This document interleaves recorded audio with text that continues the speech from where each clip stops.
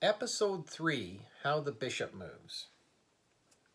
Your bishop moves on the diagonal.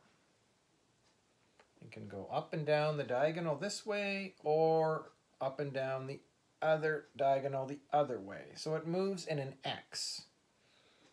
It's a nice complement to the rook. If you remember episode 2, the rook moves up and down and side to side. Well, now the bishop moves diagonally. Some very important point. Notice the bishop is on a dark square. The bishop will always be on a dark square for the rest of the game. So let's do some samples, a couple move samples. So I'll go 2 here.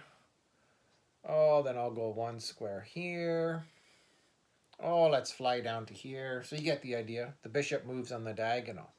Now, something important worth noting is you have 2 bishops. As you saw in episode 1, when you were setting up the pieces, you have 2 bishops. Your other bishop is on the light squares. So you got a bishop on dark squares and on light squares.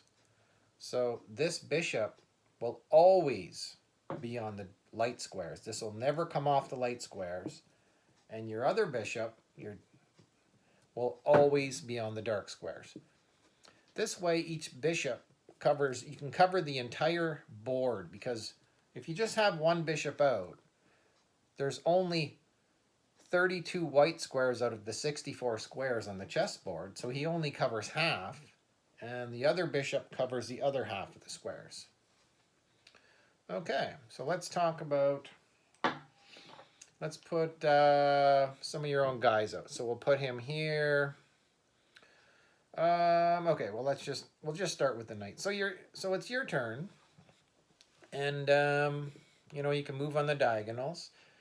So you want to go that way, but just like we talked about the rook, you can only go right up to the knight. The bishop is blocked by your knight. So your knight blocks your bishop's path. Your bishop cannot jump over it.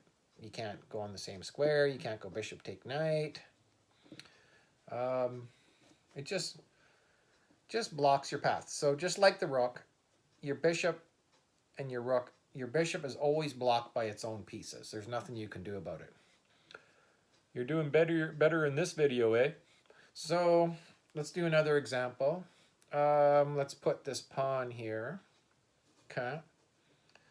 So let's say you make a move. Say you only want to move 1 square on the diagonal. You go here.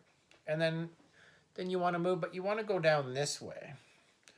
So you can go as far as here because, again, your own pawn will block your path. You can't jump over. You can't be on the same square. You can't capture your own piece.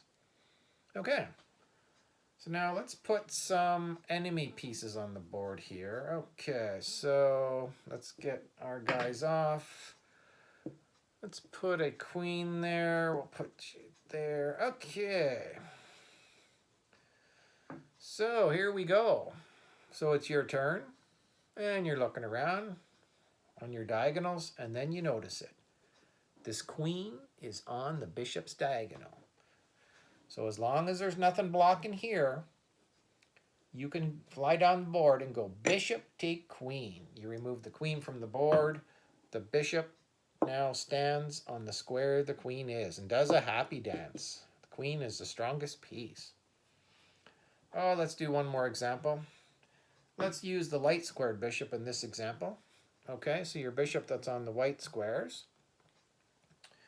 So you're looking and, just like the queen, you see he's on the line. You fly down, bishop take rook. The rook comes off the board, and your bishop occupies the square the rook was on.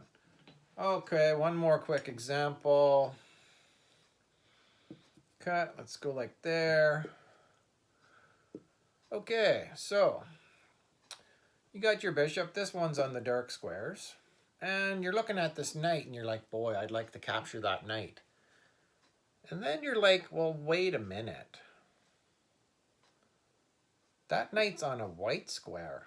Like, if that knight never moves again, this bishop can never, ever do anything about it. He can never capture this knight. So that's why you have the two bishops with the other one on the other colors. Hey, will you get over here? So if you have the other one on the light squares, see now this guy's on the light squares. So now he can fly down, go bishop, take knight, remove him from the board, and you sit on this square. Well, that's it for the bishop. I guess episode 4 will be about the queen.